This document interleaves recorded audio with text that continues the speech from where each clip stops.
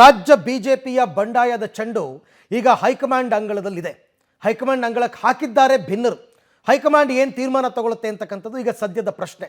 ದೆಹಲಿಯಲ್ಲಿ ಬಿಡ್ಬಿಟ್ಟಿರ್ತಕ್ಕಂಥ ಯತ್ನಾಳ್ ಟೀಮ್ ಶತಾಯ ಗತಾಯ ವಿಜಯೇಂದ್ರ ಅವರನ್ನು ರಾಜ್ಯಾಧ್ಯಕ್ಷ ಸ್ಥಾನದಿಂದ ಇಳಿಸಲೇಬೇಕು ಅಂತ ಟೊಂಕ ಕಟ್ಟಿ ನಿಂತಿದ್ದಾರೆ.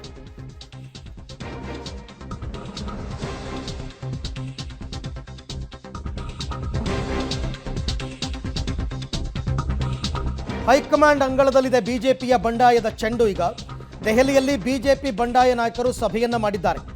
3 ಅಂಶಗಳ ಮೇಲೆ ದೂರು ನೀಡುವುದಕ್ಕೆ ಅತೃಪ್ತರು ನಿರ್ಧಾರವನ್ನು ಮಾಡಿದ್ದಾರೆ ವಿಜಯೇಂದ್ರ ವಿರುದ್ಧ. ಹೈಕಮಾಂಡ್ ಭೇಟಿಗೆ ಈಗ ಅತೃಪ್ತ ನಾಯಕರು ಕಾದಿದ್ದಾರೆ. ಇನ್ನೂ ಕೂಡ ಅಪಾಯಿಂಟ್ಮೆಂಟ್ ಸಿಕ್ಕಿಲ್ಲ. ಸಿಕ್ಕಿದ ತಕ್ಷಣ ಮೀಟ್ ಮಾಡಿ ಅವ್ರ ಜೊತೆ ಮಾತಾಡಬೇಕು. ಫೆಬ್ರವರಿ 10ರ ಒಳಗೆ ಗುಡ್ ನ್ಯೂಸ್ ಬರುವ ನಿರೀಕ್ಷೆಯಲ್ಲಿದ್ದಾರೆ ಭಿನ್ನರು. ಅಂದರೆ ಇನ್ನೊಂದು 5 ದಿನ ವಿಜಯೇಂದ್ರ ಕೆಳಗಿಳಿಸಬೇಕು ಅಂತ ಅವರು ಬಿಗಿಪಟ್ಟನ್ನು ಹಿಡಿದಿದ್ದಾರೆ. ಅವರು ಮೀಟಿಂಗ್ಗಳ ಮೇಲೆ ಮೀಟಿಂಗ್ ಮಾಡಿದ್ದಾರೆ. ಯಾವ ಥರ ಕಂಪ್ಲೇಂಟ್ ಕೊಡಬೇಕು, ಯಾವ ಥರ ಚಾರ್ಜ್ ಶೀಟ್ ರೆಡಿ ಮಾಡ್ಕೋಬೇಕು ಎಲ್ಲವನ್ನ ಮಾಡಿ ಇಟ್ಕೊಂಡು ಕಾಯ್ತಾ ಇದ್ದಾರೆ ಹೈಕಮಾಂಡ್ ನಾಯಕರು. ಪ್ರಮುಖವಾಗಿ ಯತ್ನಾಳ್ ಪ್ರಯತ್ನ ಪಡ್ತಿರೋದು ಅಮಿತ್ ಶಾ ಭೇಟಿಯಾಗಬೇಕು ಅಂತ. ಅಮಿತ್ ಶಾ ಅವ್ರನ್ನ ಭೇಟಿಯಾದರೆ ನಮ್ಮ ಸಮಸ್ಯೆಗಳಿಗೆ ಒಂದು ಪರಿಹಾರ ಸಿಗುತ್ತೆ ಅಂತಕ್ಕಂಥ ನಂಬಿಕೆಯಲ್ಲಿದ್ದಾರೆ ಇವರೆಲ್ಲ. ರಮೇಶ್ ಜಾರಕಿಹೊಳಿ, ಯತ್ನಾಳ್, ಕುಮಾರ್ ಬಂಗಾರಪ್ಪ, ಸಿದ್ದೇಶ್ವರ್ ಎಲ್ಲರೂ ಕೂಡ ಅದರಲ್ಲೂ ಒಂದು ವಿಶ್ವಾಸದ ಮಾತನ್ನು ಆಡಿದ್ದಾರೆ ಸಿದ್ದೇಶ್ವರ್ ಅವರು. ಫೆಬ್ರವರಿ 10ರ ಒಳಗೆ ಒಂದು ಗುಡ್ ನ್ಯೂಸನ್ನು ಕೊಡ್ತೀವಿ ಅಥವಾ ಹೈಕಮಾಂಡೇ ಒಂದು ಗುಡ್ ನ್ಯೂಸನ್ನು ಕೊಡುತ್ತೆ ಅನ್ನುವ ನಿಟ್ಟಿನಲ್ಲಿ ಅಷ್ಟು ವಿಶ್ವಾಸದ ಮಾತುಗಳನ್ನು ಆಡಿದ್ದಾರೆ. ಆಮೇಲೆ ಅಲ್ಲಿರ್ತಕ್ಕಂಥ ನಾಯಕರ ಮುಖದಲ್ಲೂ ಕೂಡ ಸ್ವಲ್ಪ ಗೆಲುವು ಕಾಣ್ತಾ ಇದೆ. ಸ್ವಲ್ಪ ಖುಷಿಯಾಗಿದ್ದಾರೆ. ಅಂದರೆ ಅವ್ರಿಗೇನೋ ಒಂದು ಹಿಂಟ್ ಸಿಕ್ಕಿರಬೇಕು. ಹೈಕಮಾಂಡ್ ನಮ್ಮ ಪರವಾಗಿದೆ ಅಂತನೋ ಅಥವಾ ನಮ್ಮ ಬೇಡಿಕೆಗಳನ್ನು ಹೈಕಮಾಂಡ್ ಈಡೇರಿಸುತ್ತೆ ಅಂತನೋ ಏನಾದರೂ ಒಂದು ಸಿಕ್ಕಿರಬೇಕು. ಹಾಗಾಗಿಯೇ ಅವರೆಲ್ಲರೂ ಕೂಡ ತುಂಬ ಗೆಲುವಾಗಿದ್ದಾರೆ. ಮೇಲಿಂದ ಮೇಲೆ ಸಭೆಗಳನ್ನ ಮಾಡ್ತಾ ಇದ್ದಾರೆ.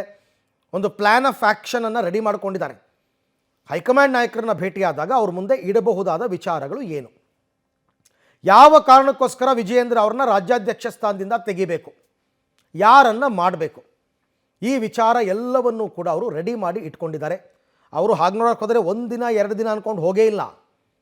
ಅದು ಎಷ್ಟು ದಿನ ಆದರೂ ಪರವಾಗಿಲ್ಲ, ಇದಕ್ಕೊಂದು ತಾರ್ಕಿಕ ಅಂತ್ಯ ಕಾಣಲೇಬೇಕು ಅಂತ ಯತ್ನಾಳ್, ರಮೇಶ್ ಜಾರಕಿಹೊಳಿ ಇವರೆಲ್ಲರೂ ಕೂಡ. ಹಾಗಾಗಿ ಸಾಕಷ್ಟು ಪ್ರಯತ್ನ ಪಡ್ತಾ ಇದ್ದಾರೆ.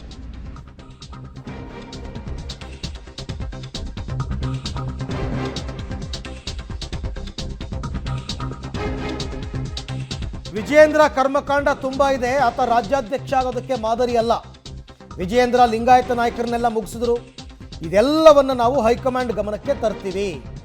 ಭ್ರಷ್ಟಾಚಾರ, ಕುಟುಂಬ ರಾಜಕಾರಣ ಅಂತ್ಯ ಮಾಡಬೇಕು, ಹೀಗಂತ ದೆಹಲಿಯಲ್ಲಿ ಶಾಸಕ ಯತ್ನಾಳ್ ಅವರು ವಾಗ್ದಾಳಿ ಮಾಡಿದ್ದಾರೆ. ನಿನ್ನೆ ಕಲಬುರಗಿನಲ್ಲಿ ಮಾತನಾಡಬೇಕಾದ್ರೂ ಕೂಡ ಇದೇ ಅಂಶಗಳನ್ನು ಹೇಳಿದರು. ಈಗ ದೆಹಲಿಯಲ್ಲಿ ಕೂಡ ಅದನ್ನೇ ರಿಪೀಟ್ ಮಾಡಿದ್ದಾರೆ. ವಿಜೇಂದ್ರ ಅವ್ರ ಹಿಂದೆನೂ ಲಿಂಗಾಯತ ಸಮುದಾಯ ಇಲ್ಲ ಅಂತೀರಾ? ಯಾರೂ ಇಲ್ರಿ. ಯಾರು ಒಂದು 2-3 ಸ್ವಾಮಿ ಪೇಮೆಂಟ್ ಸ್ವಾಮಿಗಳು ಅದಾರ, ಅವ್ರು ಎಷ್ಟು ಸ್ಟೇಟ್ಮೆಂಟ್ ಕೊಡ್ತಾರೆ ಅಷ್ಟೇ. ಅವ್ರು 1 ಲಕ್ಷ ಕೊಟ್ಟುಕೊಳ್ಳೇ ಒಂದು ಸ್ಟೇಟ್ಮೆಂಟ್ ಕೊಟ್ಟು ಮತ್ತೆ ನಿನ್ನೆ ನೀವು ವಿಜೇಂದ್ರ ಅವ್ರದ್ದು ಬಂಡವಾಳ ಎಲ್ಲ ಬಿಚ್ಚಿಡ್ತೀನಿ ನಾನು ಡೆಲ್ಲಿಗೆ ಹೋಗಿ ಅಂತ ಹೇಳಿದ್ರಿ. ನಾವು ಬಂಡವಾಳ ಬಿಚ್ಚಲಕ್ಕೇನ್ರಿ, ಅದು ಓಪನ್ ಬಂಡವಾಳ ಇದನ್ನೇ ಫೈಲೇ ಐತೆ. ಒಂದು ನಕಲಿ ಸಹಿ ಮಾಡ್ಯಾನ ಅವ್ರ ಅಪ್ಪಂದು. ಇದು ತನಿಖೆ ಮಾಡ್ಲಿಕ್ಕೆ ಸಿದ್ದರಾಮಯ್ಯ ಅವ್ರಿಗೆ ಏನಾಗೈತಿ ದಾಡಿ ಎಲ್ಲ ಅಡ್ಜಸ್ಟ್ಮೆಂಟ್ ಮಾಡ್ಕೊಂಡು ನೀವು ಆಟ ಆಡ್ತಾ ಇದ್ದೀರಿ. ಇವತ್ತು ವಿಜಯೇಂದ್ರನ ಕರ್ಮಕಾಂಡಗಳು ಭಾಳ ಅದಾವು, ಹಲ್ಕ ಕೆಲಸಗಳು ಭಾಳ ಅದಾವು.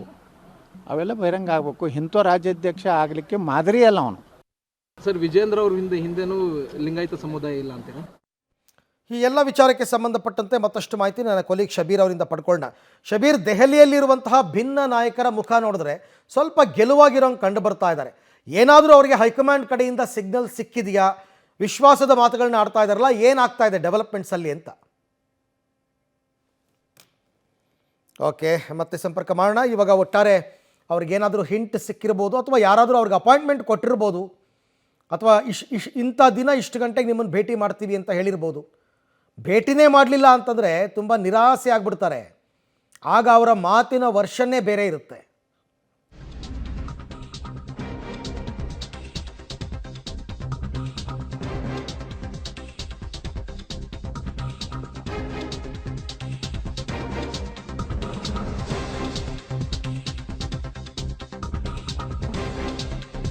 ಲಿಂಗಾಯತ ನಾಯಕರೆಲ್ಲರೂ ಹೋಗಿ ನಾವು ಹೈಕಮಾಂಡನ್ನು ಭೇಟಿಯಾಗ್ತೀವಿ, ರಾಜ್ಯದ ಲಿಂಗಾಯತ ಸಮುದಾಯ ಕಂಪ್ಲೀಟ್ ಆಗಿ ಏನು ಯಡಿಯೂರಪ್ಪನವ್ರ ಪರವಾಗಿಲ್ಲ, ಆ ಗೌರವವನ್ನು ಅವರು ಉಳಿಸ್ಕೊಂಡಿಲ್ಲ.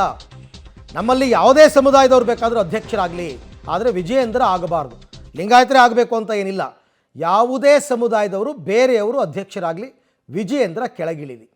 ಅವ್ರಿಗೆ ಮತ್ತು ಯಡಿಯೂರಪ್ಪನವರಿಗೆ ಈಗ ಆ ನಾಯಕತ್ವದ ಗುಣ ಇಲ್ಲ, ಅದನ್ನು ಅವ್ರು ಕಳ್ಕೊಂಡಿದ್ದಾರೆ ಅಂತಕ್ಕಂಥದ್ದು ಯತ್ನಾಳ್ ಅವರ ಮಾತು.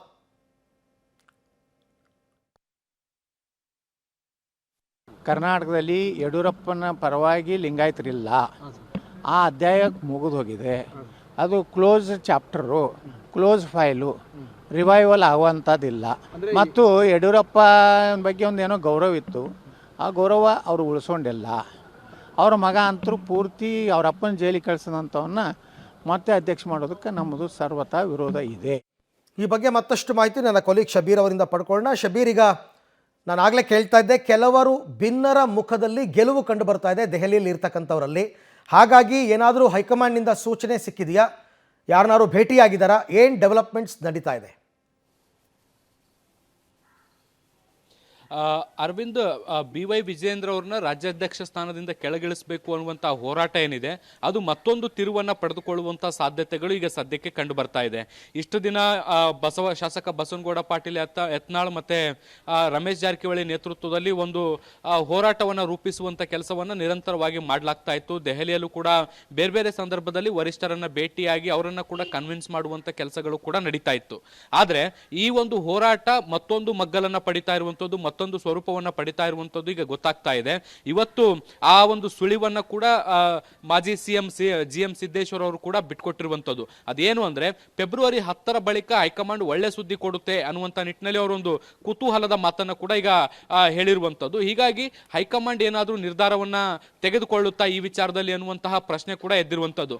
ಈಗ ಇನ್ನೊಂದು ಮಾಹಿತಿ ಕೂಡ ಇರುವಂಥದ್ದು, ಫೆಬ್ರವರಿ 10ನೇ ತಾರೀಕು ದೆಹಲಿಯಲ್ಲಿ ಎಲ್ಲರೂ ಕೂಡ ಲಿಂಗಾಯತ ನಾಯಕರು ಸೇರಿ ಒಂದು ಸಭೆಯನ್ನು ನಡೆಸ್ತಾರೆ ಎನ್ನುವಂಥ ಮಾಹಿತಿಗಳು ಕೂಡ ಈಗ ಸದ್ಯಕ್ಕೆ ಲಭ್ಯ ಆಗ್ತಾ ಇರುವಂಥದ್ದು.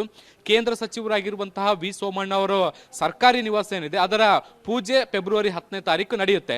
ಈ ಸಂದರ್ಭದಲ್ಲಿ ಕೆಲವು ಪ್ರಮುಖ ಲಿಂಗಾಯತ ನಾಯಕರಿಗೆ ಈಗ ಒಂದು ಪೂಜೆಗೆ ಆಹ್ವಾನವನ್ನ ಕೊಡಲಾಗುತ್ತೆ. ಪೂಜೆಯ ನೆಪದಲ್ಲಿ ಎಲ್ಲರೂ ಕೂಡ ಈ ಒಂದು ಮನೆಯಲ್ಲಿ ಸೇರ್ಕೊಂಡು ಸಭೆಯನ್ನು ನಡೆಸಲಾಗುತ್ತೆ. ಮತ್ತೆ BY ವಿಜಯೇಂದ್ರ ಅವರನ್ನ ಬದಲಾಯಿಸುವಂತ ನಿಟ್ಟಿನಲ್ಲಿ ಚರ್ಚೆಗಳು ಕೂಡ ಆಗುತ್ತೆ. ಇದಾದ ಬಳಿಕ ಎಲ್ಲ ಲಿಂಗಾಯತ ನಾಯಕರು ಒಟ್ಟಾಗಿ ವರಿಷ್ಠರನ್ನ ಭೇಟಿಯಾಗಿ ವಿಜಯೇಂದ್ರ ಅವರನ್ನ ಕೆಳಗಿಳಿಸೋದ್ರ ಬಗ್ಗೆ ಕೂಡ ಮನವಿಯನ್ನ ಮಾಡಿಕೊಳ್ಳುವಂತ ಸಾಧ್ಯತೆಗಳಿದಾವೆ ಅನ್ನುವಂತ ಮಾಹಿತಿಗಳು ಬರ್ತಾ ಇರುವಂತದ್ದು.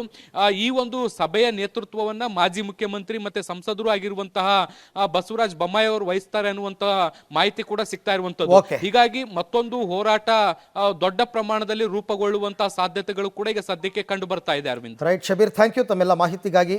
ನೋಡೋಣ, ಈಗ 10ನೇ ತಾರೀಕು ಅಂತ ಇವರೇನೋ ಡೆಡ್ಲೈನ್ ಕೊಟ್ಟಿದ್ದಾರೆ, ಅಷ್ಟರಲ್ಲಿ ಅವ್ರೇನಾದ್ರು ತೀರ್ಮಾನ ತಗೋತಾರ ಹೈಕಮಾಂಡ್ ನಾಯಕರು ಅಂತ.